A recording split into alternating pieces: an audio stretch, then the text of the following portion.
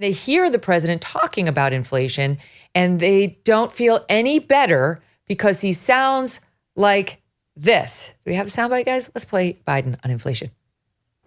We have the best economy in the world. Inflation is coming down.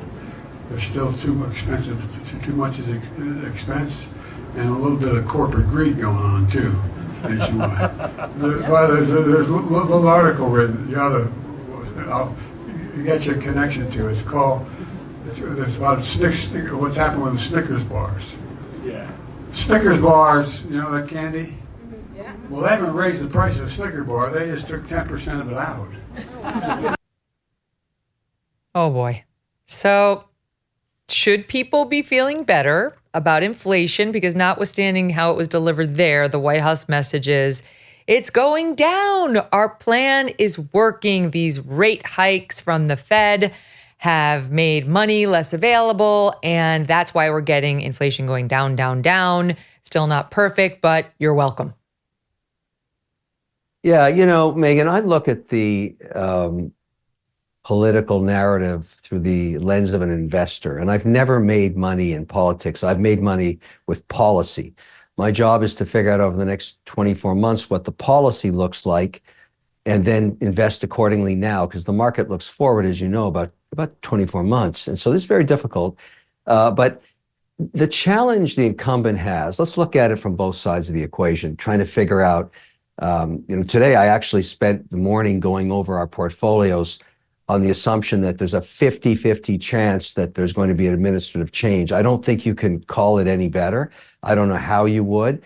But as a result of that 50-50, not knowing the outcome of the election, we're putting more and more money into mid-cap U.S. companies. And we've been rewarded richly for it because they trade at a lower PE. And the reason you would do that is you think that policy would change. There'd be less regulation in the case of a change in administration. And 50 cents of every dollar is betting on that right now. You see the fund flows going into mid-cap companies, some portion of the Russell 2000. I don't want to get too technical, but the market's betting that there's at least half a chance. Now, having said that, what's the challenge the incumbent has is the fact that there are a lot of metrics right now that show that inflation really hasn't been tailored down that much. So here's the challenge you've got at the kitchen table in Champaign-Urbana, Illinois. That's where I was born. Thinking about if you're going to vote. Well, I went to Bottenfield High School there, so I always use that as my middle America example. I lived there for a few years. I love the place. I knew I liked you. Greencroft Avenue. Greencroft Avenue, love it.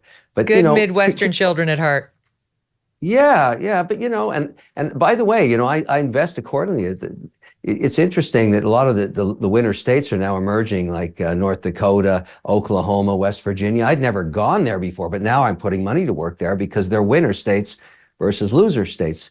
Where you are in New York, that's a loser state. I would never put a dime in there. New Jersey, loser state. Losers, complete losers. But let's get back to the question. Here's the problem. Prior pandemic, if you're buying a steak or eggs, whatever, you're still paying 33% more for that protein today. Exactly right. Even after this slowdown. So you see that, but your salary has only increased 4% during the pandemic. So your average $62,000 salary doesn't get you anything what it used to pre-pandemic, and now you're mad about it. And that's why you're seeing that the messaging around, the economy's great. Well, it's not so great if you're making the average salary because you've been inflated into just, low protein diet. Yeah, you've got food prices, as you point out, up 33.7% from the start of 21. Shelter costs up 18.7%. Energy prices up 32.8%.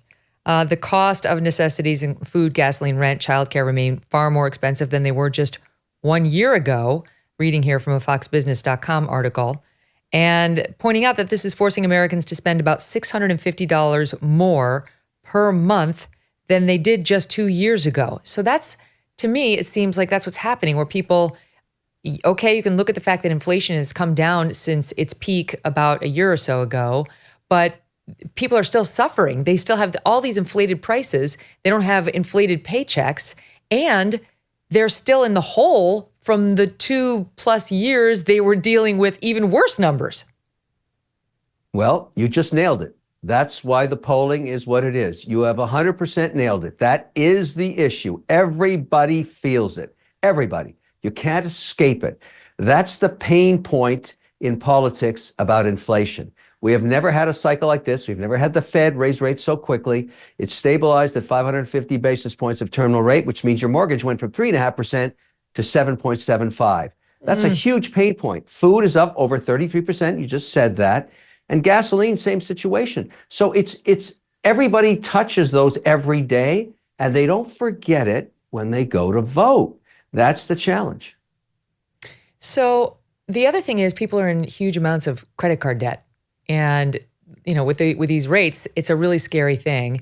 Most people don't have savings even for 1 month ahead, especially young people.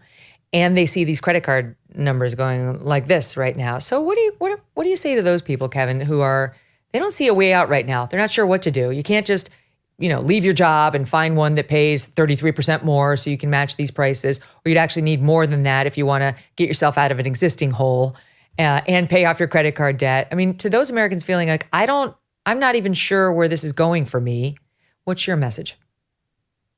That is the number one question I get to the transom on all social media platforms. The number one question I get every single day, speaking to the massive interest costs of credit cards, anywhere from 21 to 23%.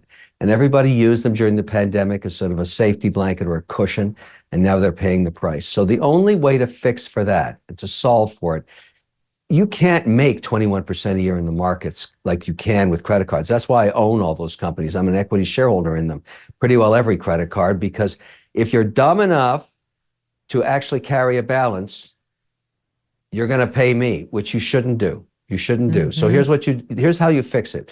Most people, luckily, again, at the $62,000 average salary, buy about 15% more crap than they need, whether it's sneakers, jeans, t-shirts, coffees, all that stuff. You have to adjust your lifestyle slightly. You have to reduce your spend by 15%, and each month use that to pay off a portion of the balance. It's the only way you can do it. And the easiest test, and I ask, you don't need a computer to do this. You don't even need a spreadsheet. You simply take 2 pieces of paper, one on the left. You list all your sources of income, including your salary and your side hustle or wherever you make money or gift from your grandmother over a 90-day period. So look at lifestyle you need 90 days, not 30 days. The other side, everything you spend money on, which is primarily, most people's case, rent, and I have a solution for that too, and I'll give it to you in a second. But what you're going to find is that most people are overspending what they're taking in, and that's going to the balance. Even really wealthy people, and I show them this test, they're amazed at their burn rates. So you actually have to cut back by around 15%, and that's how you solve that problem. The other hack that I've discovered, and of course I invested in it, was a card called Bilt, B-I-L-T, that you can pay your rent on and get the points. Because my kids, their number one expense, one lives in San Francisco, one lives in New York. I show them this card and they said, you kidding? I could pay my rent on this? And that's what they do. They pay their rent, which you have to pay every month anyways, and they get points. So, and they reduce, and their credit rating goes up because they have to pay their rent every month. And so I invested in that card when it was a nascent startup. It just got valued at $3 billion because it's spreading like wildfire. So if you know people that are paying rent, put it on a Bilt card. That's another hack. And I don't want it to be a shameless promotion, but it's a fantastic tool. Can you buy other things with Bilt or just your rent? Oh yeah, you can buy anything you want. But that's the whole point. So it operates as a regular card. What these guys were smart. Ankur Jain was his name. He was an entrepreneur. He approached me with this idea, and I thought originally, that's crazy. How are you going to convince landlords? So what he did is he went to Blackstone and BlackRock and the massive institutions that own apartment buildings all over America, and they looked at it and said, it's sheer genius. They became shareholders too. So all these landlords are on the card, and even if your landlord isn't, they'll send them a check. The landlord pays no fee. It was one of those magical moments when he had a big pain point, figured it out. And, you know, I love entrepreneurs like that, a real shit disturber. And he did something great. And so I backed him, and so did many others. But it works. And obviously word of mouth, my kids told all their friends. There was such a lineup to get that card that I had to call in favors. It was crazy in the beginning. Wow. All right, so you mentioned side hustle. This is becoming a necessity for more and more Americans just to pay their bills. That keeping just the one job isn't good enough anymore. They actually are now working two jobs and they're tired and they're not feeling good about the economy for that too. But here's a couple of other things. They're calling them, even in the New York Times, red flags to the latest news on job growth in America. So people on the left and even on the right were celebrating what was a good jobs number for last month. Employers did 353,000 jobs last month, which was almost double the forecasts for what was expected. Yay, 350,000 jobs. But as I point out, even the New York Times pointing out that there's some red flags here. And one of them is some people like retail, construction, hospitality sectors worked fewer hours, which probably ate into their pay. So, okay, more jobs, but fewer hours. That's not great. And that workers are increasingly anxious about changing jobs. Quit rates have fallen to a 4-year low, suggesting the employees are feeling less confident they can find a better position. And then here's the one I wanted to ask you about. They report that big segments of the workforce are checking out. U.S.-born male workers are leaving the workforce in larger numbers and saying, on the flip side, foreign-born labor force participants have accounted for all of the job growth over the last year. So what's happening to American male workers? Part of it's a demographic change, but I have my own petri dish that I get to look at every Tuesday when I see the tear sheets to my over 50 companies. These are private companies. We're almost in every state, and we have them in all 11 sectors of the economy.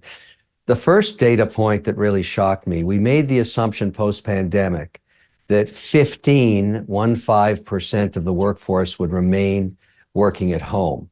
We were wrong about that by a massive amount. It's 40%, 40. Wow. And the reason that caught us offside is we trimmed back our leasehold square footage in New York, Florida, Texas, and California, the nexus of most of our headquarters.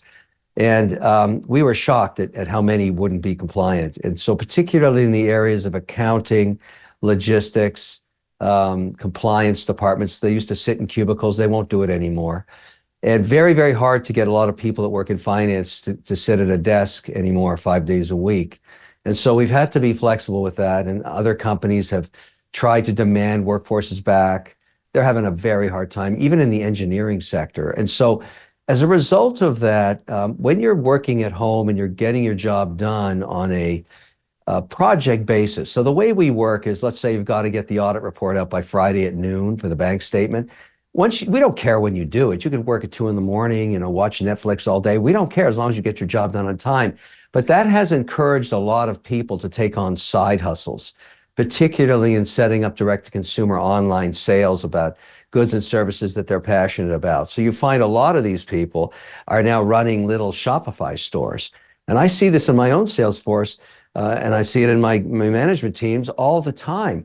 And I'm not against it as long as they get their work done. But in an aggregate basis, when you're reporting jobs, it's very hard to capture that. The economy is quite buoyant as a result of this massive shift to direct to consumer. And it allows a low barrier to entry on side hustles in a big way. The pressure to conform to political correctness has undeniably suppressed genuine debate. And it's time we put a stop to it. Enter Freedom 2.0, the unapologetic bottled water company that proudly supports the freedom to speak, freedom to think, and the freedom to listen. We can't afford to remain silent anymore. It's crucial to make our support for the First Amendment crystal clear. And one impactful way to do so is by choosing products from companies that champion our values. Visit freedom20.com and use the code MK for a 15% discount to stand with me and millions of other Americans in celebrating the right to free speech. Remember, freedom is not inherited. It's something we must actively fight for. So raise your voice, grab your bottle of Freedom 2.0, and make a statement. Cheers to Freedom 2.0. That's Freedom 2, the letter O, not Freedom 20, and champion the power of free speech. Hey, thanks so much for watching. If you like what you just saw, hit the subscribe button for more clips and full episodes.